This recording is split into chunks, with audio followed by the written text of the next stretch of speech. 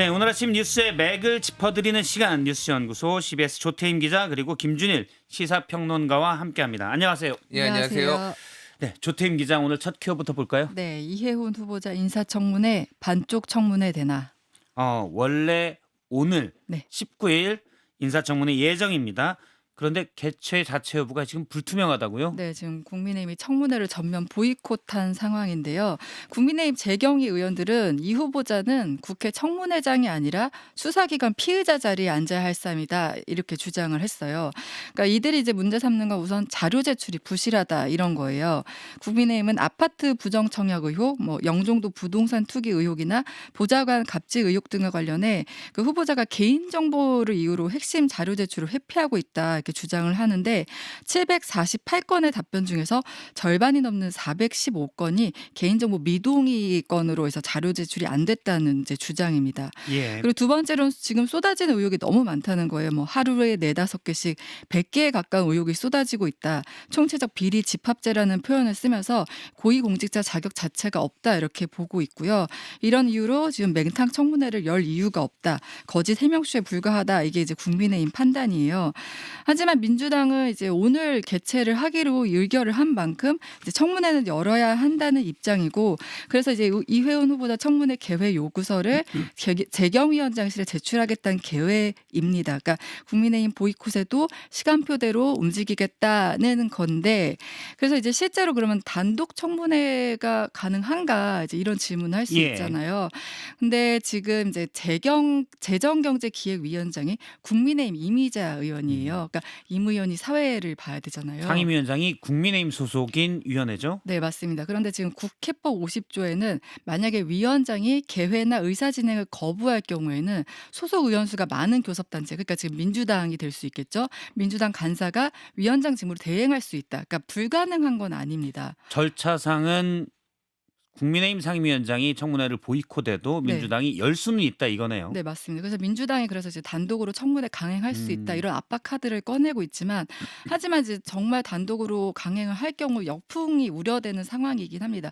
물론 민주당 내에서도 이해훈 후보자에 대해서 막 그렇게 긍정적이거나 엄호해야 한다 이런 분위기는 아니지만 이렇게 여는 게 단독으로 여는 게 여론에 과연 도움이 되느냐. 근데 또 이재명 대통령 인선 배경으로 통합을 강조한 만큼 야당이 참여하지 않은 상황에서 민주당 단독으로 하는 거에 대한 부담이 있기 때문에 어떻게든 오늘 청문회 전까지는 좀 설득을 하겠다 이런 입장이에요. 예. 그리고 어제 청와대에서도 이해훈 후보자 그 청문회에 대한 입장이 나왔는데 이규현 홍보소통수석이 입장엔 전혀 변화가 없다. 청문회 과정에서 후보자가 국민 눈높이에 맞는 답변과 해명을 할 것으로 기대한다 이런 입장입니다. 그러니까 청와대는 기존에 가졌던 거 청문회를 보고 여론을 보고 이후에 판단하겠다 이 입장을 고수하고 있습니다. 예, 김준일 평론가님과 짚어보도록 하겠습니다. 단독으로 민주당이 청문회를 열지 어떨지 어떻게 보세요? 뭐 여러 가지 가능성이 있는 것 같습니다. 일단 이재명 정부 들어가지고 답변 이 자료 제출이 부실하다고 야당이 좀 문제 제기를 한 적이 굉장히 많아요. 예전에 김민석 총리부터 시작을 해가지고 굉장히 예. 이제 여러 차례 있었습니다. 근데 이번에는 조금 그 전과는 좀 궤를 달리하는 것 같습니다. 좀 세게 이 문제를 좀 문제 제기해야 되겠다라고 좀 야당이 마음먹은 것 같은데요. 그러니까 가능성은 첫 번째는 아예 야당이 보이콧을 해서 여당이 단독으로 개최할 가능성. 두 번째는 일정을 연기할 가능성. 합의를 통해서 며칠 더 연기를 하고 자료 제출을 조금 더 이해훈 후보자가 낼 것을 유도를 하고 그러면서 연기할 가능성. 세 번째는 그 위원장이 청문회를 열자마자 산회하는 가능성. 예. 그게 또 있어요. 과거 사례를 봤을 때 그런 경우가 있으면 이거를 개최하기가 어렵거든요. 그러면은. 그 열자마자 산회를 바로 해버리면 민주당 간사가 어떤 사회권을 받아서 하려고 해도 이게 성립이 안 된다 이거죠. 그 예전에 2016년에 신상진 미래창조과학 방송통신위원장이 예. 청문회 했을 때 이런 사례가 있었다라고 합니다.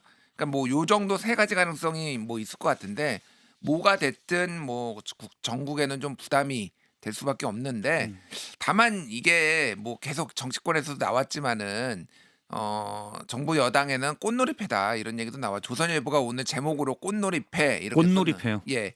그러니까 12월 말 셋째 주 정도에 이제 지명을 했거든요. 이해훈 후보자를 대통령이. 근데 그때 대통령 국정수행 지지율과 지금 현재 여러 여론조사를 봤을 때 비슷하거나 오히려 올랐어요. 그러니까 어. 이제 국민들은 그 인사 자체를 지명한 것 자체를 어떤 보수 통합, 실용 이런 걸로 이제 인식을 하고 있고 비리는 개인 비리, 국힘에 있을 때 다 저지른 거지. 이렇게 이제 음. 인식을 하는 경향성이 있다라는 거예요. 그러니까 이게 청문회가 안 열리는 게 부담이기는 하지만은 청문회가 열리지 않는다고 하더라도 설령 지명 처리를 한다고 하더라도 이게 반드시 불리한 건 아니다. 뭐 이런 식의 이제 계산들이 나온다. 어차피 도전 강훈식 비서실장이 이 자리에서 도전이다. 음. 어떻게 보면 보수 인사를 장관 후보자에 지명한 것이 도전이라고 했는데 이미 지명 자체로 그 도전의 의미는 다 됐다라고 그래서 꽃놀이패다. 그쵸. 떨어져도 그 일종의 이제 보수 분열 뭐 어떻게 보면은 이제 보기에 따라서 어떻게 볼 수가 있는데 이거를 이제 통합 인사의 의지로 볼 건지 아니면 보수 분열의 사이드 이펙트로 볼 건지에 따라서 다르겠지만 예. 어쨌든 할 만큼 다 했다 이 카드는 뭐 이렇게 볼 수도 있다라는 거죠. 그래서 이제 야당이 좀 고민이 될 거예요. 그러니까 오히려 지금 던져놓기는 했는데 정말 안 하는 게 맞느냐. 왜냐하면 청문회에서 한 방을 좀 준비하고 있다라는 의원이 몇 있다는 얘기도 들었거든요. 예. 녹취록도 청문회를 위해서 따로 준비해놨다. 갑질 녹취록을 입수를 했는데 다 공개한 게 아니다 아직. 근데 예를 들어 뭐 반드시 비망록 이런 음. 것도 나왔고 방금 예. 녹취록도 더 나올 게 있는데 청문회를 안 하면 못 트니까. 그래서 극적 합의 가능성도 저는 배제할 수 없다고 봅니다. 예. 알겠습니다. 그 의원들의 질의에 대해서 요구 자료에 대해서 이해운 후보자가 서면 답변을 낸 것들이 있는데 이런 게 좀 눈에 띄네요. 죄송합니다. 위장 미혼을 덮으려고 뭐 며느리, 그러니까 장남의 부인이죠. 며느리를 약혼자 이렇게 표현한 부분도 있다. 예. 이제 노컷뉴스가 보도하고 천하람 의원실에 제출한 자료예요. 이해운 후보자가. 근데 2024년 7월 31일에 용산구 신혼집에 일가족이 다 한꺼번에 주소를 옮긴 배경에 대해서 물어보니까 이해운 후보자가 며느리를 장남의 약혼자라고 표현했는데 이미 2023년 12월 16일에 결혼식을 올렸어요. 그래서 7개월 동안 이미 며느리입니다. 근데 예. 이미 여기에서는 약혼자 혼인식을 올리지 않았다가 아니 혼인 신고를 하지 않았다고 약혼자라고 지금 이렇게 표기한 거는 법적 분쟁을 좀 피하기 위한 건데 쉽게 얘기를 하면은 집은 지키겠다. 당첨된 집은 지키겠다. 좀 이런 의지가 아닌가 좀 이렇게 보입니다. 예. 알겠습니다. 이것도 이따 정치 맛집에서 좀 더 얘기를 해보도록 하고요. 두 번째 키워드를 볼까요? 네, 장동혁의 단식과 한동훈의 사과. 한동훈 전 대표가 어제 페이스북에 영상을 올렸는데 네. 송구하다 네. 사과를 했죠. 네, 말씀하신 것처럼 페이스북에 한 2분 5초 분량의 영상을 올렸어요. 그러니까 상황이 여기까지 온 것에 대해서 국민과 당원께 걱정을 끼쳐드린 점에 대해서 당을 이끌었던 책임 있는 정치인으로 송구하다 이렇게 말을 했거든요. 이 부분은 영상을 보고 오시겠습니다. 상황이 여기까지 오게 된 것에 대해서 국민 여러분과 당원들께 걱정을 끼쳐드린 점에 대해서 당을 이끌었던 책임 있는 정치인으로서 송구한 마음입니다. 네, 그 한동훈 전 대표 저 영상, 저 메시지를 놓고서는 이제 당원 게시판 논란과 관련 사과를 했다 이런 평가가 나오는데, 근데 이제 영상을 전체를 보면은 당원 게시판이라는 단어가 구체적으로 나온 건 없고요. 그러니까 사과한 부분도 상황이 여기까지 오게 된 것이라고 했고요. 그리고 사과라는 표현보다는 송구하다라는 표현으로 이제 몸을 낮췄는데 또 메시지 중에 좀 약간 울컥하는 모습도 보이고 말을 좀 이렇게 중간중간 이제 정막이 있는 것도 있었어요.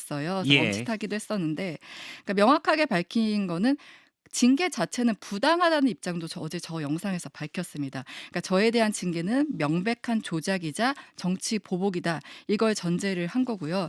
그리고 또 지지층을 향해서도 메시지를 냈는데 당권으로 당적을 박탈할 수는 있어도 당의 정신과 미래는 박탈할 수 없다. 진짜 보수를 위해 끝까지 함께하겠다. 이렇게 마무리를 했습니다.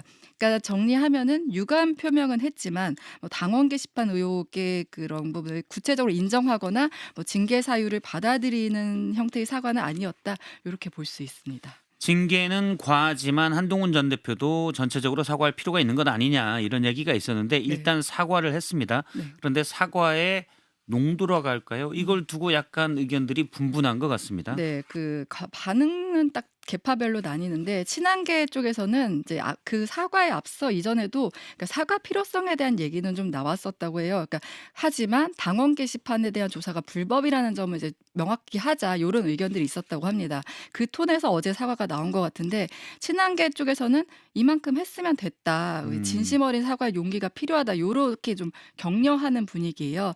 박정원 의원은 이제 SNS에서 당 정상화의 밑거름이 되기를 바란다 하면서 이제 긍정적으로 평가를 했는데요. 친한계 쪽 반응은 이제 한 전 대표가 사과를 했으니까 공은 이제 장 대표에게 넘어갔다. 요런 반응들이 주로 나오고 있고요. 어제 오세훈 서울시장이 그 장동혁 대표 단식 현장을 찾았는데 여기서 이제 기자들이 사과에 대해서 이제 어떻게 보셨냐 의견을 물었는데 입장을 정리할 필요가 있었는데 용기를 내준 것에 대해서 다행이다 이렇게 얘기를 했어요. 그래서 기자들이 또 추가로 이게 사과로서 좀 충분했느냐 요렇게도 질문을 했거든요. 예. 그러니까 제가 이제 그동안 촉구한 것처럼 당의 화합을 위한 하나의 바탕이 마련되는 계기가 됐다. 그러니까 어떻게 즉답은 피하면서도 당의 화합이 되는 이제 바탕은 됐다. 요 정도 톤으로 이제 메시지를 냈고요. 반대로 이제 친윤계나 당건파 주변에서는 좀 부정적으로 이제 평가를 했습니다. 김민수 최고위원은 사과는커녕 조작된 탄압 주장만 반복했다 이렇게 이제 비판을 했고요. 또 장해찬 여의도 연구원 부원장도 무엇을 잘못했는지 어디까지 인정하는지 없다 이렇게 비판을 했습니다. 근데 이제 지도부 반응도 좀 미묘하더라고요. 지도부요? 네, 송원석 원내대표도 이제 어제 사과에 대한 얘기를 이제 기자들이 물어서 했는데 진정성 있게 반성하고 국민께 사과하는 게 도리라는 조언이 많았다. 그러면서 이 평가는 좀 많은 분이 어떻게 받아들이는지 생각해봐야겠다. 이렇게 좀 유보를 했어요. 그러니까 이건 좀 이 표명에 대해서는 좀 우리가 생각해봐야 한다. 사과인지 아닌지 이런 좀 입장을 내서 원내대표 입장을 봤을 때는 이 사과에 대해서 좀 미묘한 입장인 것 같다. 이런 생각이 들더라고요. 홍원석 원내대표 표현만 보자면 송 원내대표는 사과가 좀 성에 차지는 않았다. 뭐 이런 식으로 들리기도 하네요. 당원들의 평가가 좀 엇갈리는 상황이다. 이런 걸 좀 반영하는 것 같습니다. 예. 일단 오세훈 시장은 화합의 기반을 닦았다라고 얘기했는데 그럼 당원 게시판 징계 이 부분은 어떻게 되나요? 그러니까 현재로서는 사과라는 변수는 생겼지만 징계 절차는 진행 중이라고 볼 수 있는데 이미 이제 당 윤리위원회가 징계 결정을 내린 상태고 이제 향후 당 지도부 회의에서 이제 최종 결정이 남은 상태거든요. 근데 장 대표가 재심을 이제 한 대표 측에 재심을 청구하라면서 이제 그 연기를 했잖아요. 당규상 재심 신청 기간이 10일이기 때문에 26일 정도에 이제 징계 절차를 밟게 될 것으로 보이는데 근데 한 전 대표가 재심 청구를 하지 않겠다는 입장을 고수하고 있기 때문에 지금 마땅한 출구는 좀 보이지 않는 상황입니다. 이제 신동호 최고위원 같은 경우는 최고위원 전원 앞에서 공개 검증을 하자 그러면 이런 얘기를 하기도 했는데 공개 검증이면 당원 게시판 논란에 대해서 검증하자 이런 거죠. 네, 맞습니다. 최고위원들을 대상으로요. 근데 이제 여기에 대해서도 친한계 쪽에서는 이거 정치적 모욕주기다 이렇게 비판을 하고 있어서 이것도 좀 이뤄지기는 어려울 것으로 보여서 뾰족한 출구는 보이지 않는 상황이긴 합니다. 알겠습니다. 김준일 평론가님. 예. 일단 친한계에서는 이제 공은 장동혁 대표 쪽으로 넘어갔다. 왜? 사과했으니. 이 공을 받은 장동혁 대표 측은 그래 사과했어? 그럼 내가 어떻게 할게. 공을 받아서 어떻게 할 것 같습니까? 일단 맑은 정신을 유지하기가 어렵다라고 본인이 얘기를 했어요. 장동혁 대표가 지금 지금 단식 중이어서. 예, 그래서 이 문제는 본인이 직접적으로 언급하고 뭐 그럴 것 같지는 않습니다. 저는 일단 사과부터 말씀드리면은 그러니까 사과에도 이제 타이밍이 있고 예. 뭐 이제 그 내용에 대해서도 우리가 여러 가지 평가를 할 게 있을 텐데 이 정도 할 거면은 왜 지금까지 버텼지? 저는 그 생각이 좀 들더라고요. 그러니까 사과 내용이나 뭐 이런 걸 보면서 뭐 대단한 내용이 들어가 있지 않잖아요. 그러니까 그냥 당 대표로서 이 정도 논란에 만든 것에 대해서 유감이다 뭐 이런 거 뭐 송구스럽게 생각한다 이 정도 얘기한 거잖아요. 그냥 진작에 했었어야 돼요. 저는 이 정도 사과는. 이 정도 사과는 진즉에 했어야 된다. 예, 뭐 대단한 내용이 있는 것도 아니고. 예. 그러니까 어쨌든 이 상황으로 이렇게 여기까지 온 게 된 거에서 정치적 도의적 책임 뭐 이런 게 있는 거잖아요. 가족들이 그리고 본인의 의도와 상관없이 했다고 하더라도 당 대표의 가족이 그렇게 한 것에 대해서 이게 불법은 아니더라도 조금 송구스럽게 생각한 마음이 있어야 되고 여론도 안 좋았으면은 더 빨리 했었어야 됐다. 자, 그러면 이번 사과를 놓고 김준일 평론가님이 생각하는 이 사과의 진정성, 농도 어느 정도라고 보십니까? 그러니까 이게 저는 징계 전에 있었어야 된다고 봅니다. 징계 전에 있어야 근데 된다. 이제 이게 모양새가 징계를 받은 다음에 사과를 함으로 인해서 그래서 이게 결국은 여론이 안 좋아지니까 여론전을 하려는 것 같다. 물론 뭐 사과라는 게 각자 해석하기 나름이지만은 그런 부분이 좀 부각이 더 된 것 같아요. 그러니까 이거는 마찬가지. 그러니까 윤리위에서 한동훈 제명을 윤석열 그 사형 구형 바로 직후에 한다든지 아니면은 제명을 한다든 다음에 장동혁 대표가 단식을 한다든지 뭐 이런 식으로 타임라인을 보면은 단식에 대한 어떤 진정성도 좀 많이 떨어지고 뭐 이런 것들이 이제 예. 타임라인도 저는 중요하다고 생각을 중요하다. 하거든요. 그래서 일단 방금- 시기적으로는 뭐 그렇고 그래서 다만 이 예. 농도는 미흡하지만 그래도 이 정도면 할 일은 했다라고 보십니까? 뭐 저는 그래도 안 한 거보단 낫다. 안 한 것보다 낫다. 안 한 거보단 낫다고 보는데 그래서 이게 서로 다시 계속 핑퐁이 될 수밖에 없는 상황이 된 것 같아요. 그래서 아까 전에 그 조텐 기자가 설명을 했지만은 예. 이거 어떻게 할 거냐 재심 청구 안 하면은 이제 열흘 기다렸다가 열흘 뒤에 또 징계하면은 이게 계속 이게 무한 반복 도돌이처럼 되지 않을까 그런 우려들이 당내에서 나오고 있고 중앙일보가 재밌게 좀 분석을 했는데 구글 트렌드를 검색을 했어요. 예. 그래서 한동훈 본격적으로 징계하는 제명 논란이 있기 전과 이틀 후에 그러니까 지난 9일부터 13일에는 한동훈 키워드가 김경, 김병기, 이해운 모든 여권 논란을 다 압도해 버렸습니다. 그러니까 지금 이슈 심지어는 단식 같은 경우에도 한동훈 징계가 다 장동혁 대표의 단식까지 다 지금 좀 덮어버리는 이런 상황이에요. 예. 그래서 이걸 이제 어떻게 해결할 것인가 자해적이다 이런 얘기들이 계속 나와요. 예. 알겠습니다. 일단은 장동혁 대표의 판단은 나는 단식 중이어서 내가 대답할 게 없다. 이렇게 일단 김준일 평론가님은 예상을 하시는 거죠. 예. 알겠습니다. 다음 주제 볼까요? 우상호 사태 청와대 참모 출마 러시 본격화. 어제 청와대 참모진 개편이 있었습니다. 우상호 정무수석이 사퇴했죠. 네, 우상호 정무수석 이제 사의를 표명했는데 어제 이규현 청와대 홍보수석이 브리핑을 통해서 개인적인 이유로 사의를 표명했다 이렇게 밝혔는데 뭐 표면적으로는 개인적인 사유지만 정치권에서는 이제 강원도지사 출마를 하기 위한 것 아니냐 이렇게 다들 받아들이고 있고요. 많이 예상이 됐었죠. 네, 강원도지사 맞습니다. 출마로. 네, 그러니까 첫 테이프를 끊었다 이렇게 볼 수 있어요. 지금 지방선거 4개월 정도 앞둔 시점에서 이제 청와대가 어떻게 보면 본격적으로 선거 체제로 돌입했다 이렇게 볼 수 있습니다. 예. 후임 정무수석에는 홍익표 전 민주당 원내대표가 내정이 됐네요. 네, 홍익표 전 민주당 원내대표가 내정돼서 오늘 이제 인수인계 등을 거쳐서 내일부터 이제 임기를 시작한다고 해요. 예. 홍 내정자는 3선 국회의원 출신이고 정책위의장도 거쳤고 또 민주당 원내대표도 거쳤습니다. 그 원내대표 시절 당시에 이제 이재명 대통령이 대표였기 때문에 그때 좀 호흡을 맞춘 경험이 있고요. 청와대 평가는 합리적이고 원만한 성품, 그러니까 여야를 아우르는 좀 소통 능력을 가졌다 이런 걸 인선 배경으로 설명했습니다. 근데 우상호 정무수석도 그랬지만 홍 전 원내대표도 개파색이 옅은 인사로 이제 평가를 받고 있고 오히려 비명계로 좀 분류됐던 비명계다. 인사였는데, 그러니까 어떻게 보면 이재명 대통령의 스타일이라고 할 수 있는 게 야당과의 소통, 이제 국회 협치를 더 방점에 뒀다 이런 것으로 이제 볼 수 있습니다. 예. 여당 소통도 중요한데 사실 비명계라고 그러면 어떻게 보면 이재명 대통령과 덜 가까웠던 분들하고 좀 더 소통이 될 수도 있는 네, 그런 면도 좀 맞습니다. 있을 것 네, 네. 같아요. 일단 우상호 정무수석이 사퇴를 하고 이게 지방선거에 출마하겠다는 것인데 거의 네, 네. 다른 수석이나 비서관, 다른 참모들 사퇴도 이어질 것으로 보입니까? 네, 지금 이제 출마 러시 시작됐다 이런 평가 나오는데 원래 공직자 사퇴 시한이 선거일 90일 전이라서 3월 5일인데 이달 말 정도쯤에는 좀 사퇴가 좀 이어질 것이다 이런 전망이 있어요. 그러니까 이번에 민주당이 지방선거 공천 기준 좀 엄격히 적용하겠다 이런 방침을 세운 만큼 좀 이 선거 준비 기간을 확보해야 되는 측면도 있는 거고요. 구체적으로 좀 어떤 인사들이 대기 중이냐 보면은 먼저 비서관급에서는 이제 원조 찐명 모임이라고 하죠. 7인의 모임 예. 중에 김병욱 정무비서관이 이제 거론되고 있는데 그 경기 성남시장 출마를 준비 중이다. 이게 대체적으로 다 알려져 있고요.